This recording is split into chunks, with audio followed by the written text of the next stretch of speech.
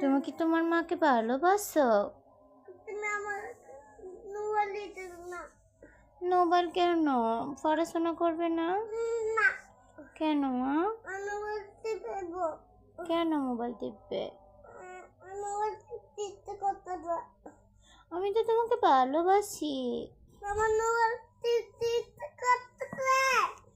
না, আমার জন্য পড়াশোনা করে ডাক্তার হবে।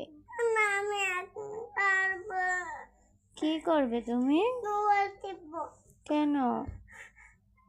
তুমি পড়াশোনা করতে ভালোবাসো না? হ্যাঁ, কি করো? মোবাইল টিপতে?